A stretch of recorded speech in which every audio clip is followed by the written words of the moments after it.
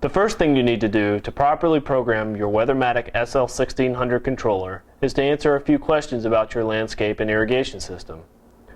Each question should be answered for each zone of your irrigation system.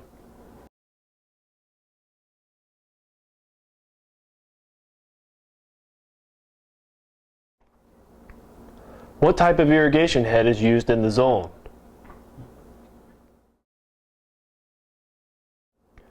What is the irrigation application rate?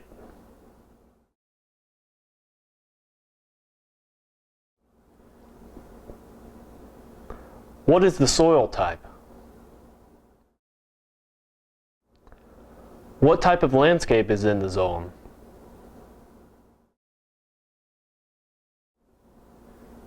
Is a zone in a sunny or shady area of your yard? Is the zone on a hill or slope? If so,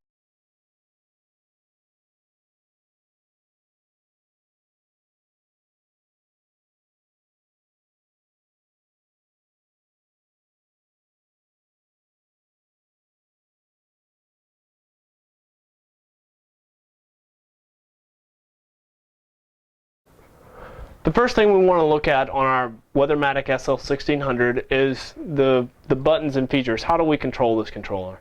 Well, the main knob is what we use to control all the settings in a circle here. So we can just turn it a full 360 degrees. All other adjustments from each one of these settings will be done with the adjustment value or the next and back buttons. The first thing we want to do is set the time and date. We can do this by making 2 clockwise clicks to the right. Now you'll notice that the 2 is blinking on the screen up here. That's because it's 2:48 p.m. here. We can adjust this by doing the adjust buttons up and down. So if you wanted to set it to 5:40 or 5 o'clock in the afternoon, you could do it this way. If we want to adjust the minute side, we hit next and it goes to the next section, and we can adjust the minutes by using the upper and lower knobs of the adjust value. We can adjust the date by pressing next again, and again adjusting the value that's flashing here. We can adjust the month up and down, and then next again to adjust the actual date, again with the adjust values, and then the year by pressing next again and with the adjust values. If we want to go back, we are able to do that by pressing the back button and back forward again. And then we're done. We've set the time and date. Next, we want to set our daily start times. And we can do this by making 4 clockwise clicks to the right. 1, 2, 3, and 4.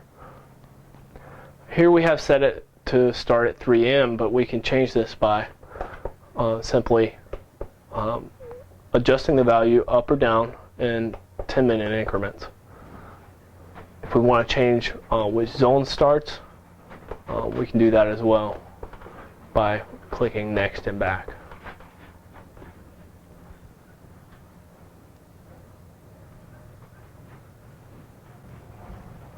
Next, we're going to set our watering days.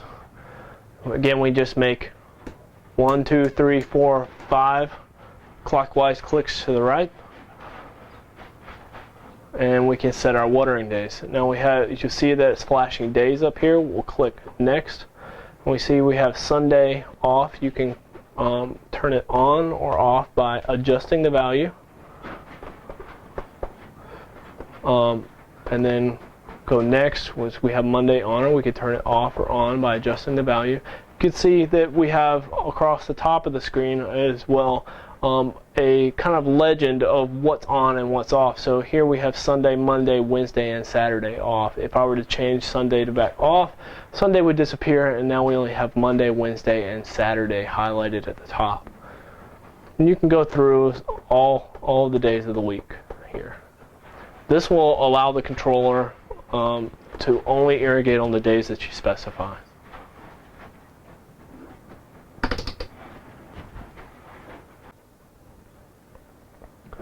Next, we want to enter the settings for our auto adjust feature, which actually is the ET part of the controller. So we're going to make 4 counterclockwise clicks to the left, and you'll notice that we see the screen blinking sandy. We have 3 options for each zone. We have sandy, loam, and clay. For most users in Florida, we'll select the sandy type of soil, unless you're sure that you have a different type. To select the slope of each zone, we press next, and it selects the slope, and we adjust the value to whatever value that zone is at. So if you have a 5% slope in that zone, then you would select 5%. Here we only have a 0% slope because it's flat. You would go on to the next zone and do the same thing, just pressing next throughout. If you would like to go back, you can go back and forth at will. Next, you'll want to set for your plant type. So we'll make 1 counterclockwise click to the left, and you'll notice that we have set the cold season turf here. You have multiple options here. You have cold season turf, warm season turf, shrubs, annuals, trees, and native. Here we're going to set it to shrubs. And then we make one more adjustment for the landscape, and we click it down to sprinkler type counterclockwise. And basically what that's going to give us is what we'll need to know is the application rate. So here we have 0.7 inches per hour. We can adjust that left and or up and down with the adjust values here. We can go to different zones by pressing up and down here. And the final one that we're going to enter is the zip code and latitude. One more click counterclockwise. So here we enter our zip and latitude. So we can go next and then enter our zip number by number.